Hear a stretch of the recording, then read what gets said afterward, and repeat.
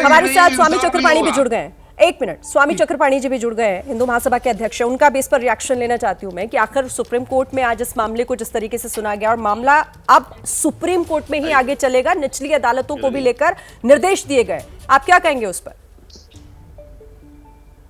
देखिए, निश्चित रूप से यह जो काला कानून है वर्षिप 1991 एक्ट, इसको खत्म होनी चाहिए, क्योंकि यह तो अपने आप में ये क्या मतलब बनता है कि हिंदुओं को उसके अधिकार को न प्राप्त कर सके, इसलिए ये काला कानून बना दिया गया।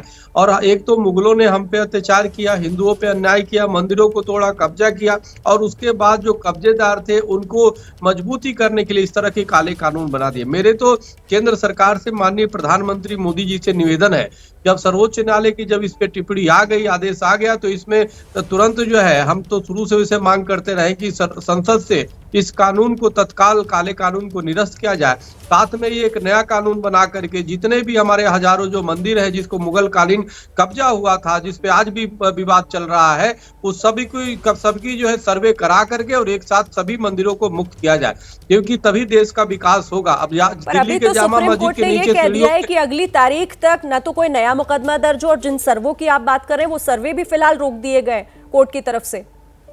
नहीं, मैं बात संसद की कर रहा हूं कि ये लोकसभा का अधिकार है, कोई भी कानून निरस्त कर सकता है और कोई भी कानून बना सकता है। तो ये बहुसंख्यक और देश के हित में, एक तो हिंदू पीड़ित है, हिंदू जो है कोर्ट की एक एक मुकदमा नहीं लड़ सकता, इसलिए मेरा मानना है कि संसद से इसके लिए कानून बना करके सभी जो हमारे मंदिरों पे मस्जिद बना है या जो कब्जे हैं उसको तत्काल प्रभाव से तो आप क्या सुप्रीम कोर्ट के फैसले का इंतजार नहीं करेंगे? आप चाहते हैं कि इस मामले का निपटारा संसद के जरिए हो जाए, आप ये चाह रहे हैं?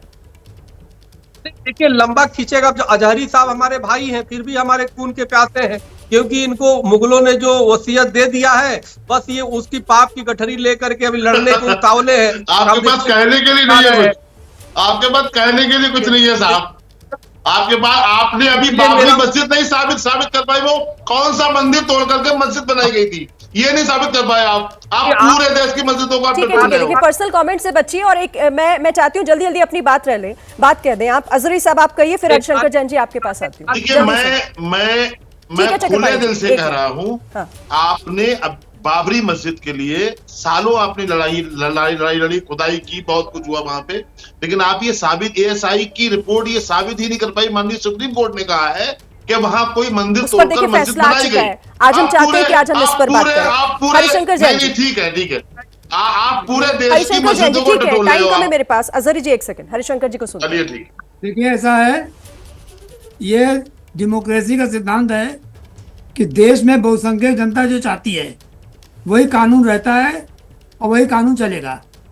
इस देश की बहुसंख्यक जनता चाहती है कि पुराने मंदिर हमारे वापस आए, अगर कोर्ट से होगा नहीं तो पार्लियामेंट में कानून है और एक सुप्रीम कोर्ट है हरिशंकर जी, जो सबको एक समान लेकर चलता है। वो इस देश का कोई भी नागरिक हो। ठीक है, स्वामी चक्रपाणी जी, स्वामी चक्रपाणी जी।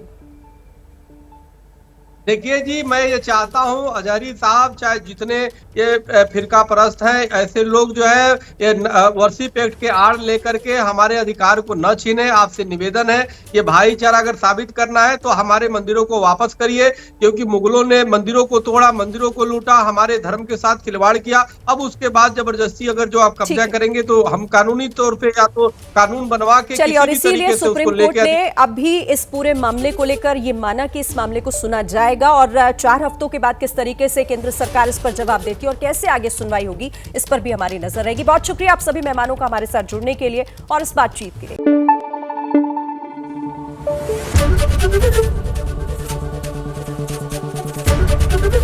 एबीपी न्यूज आपको रखे आगे।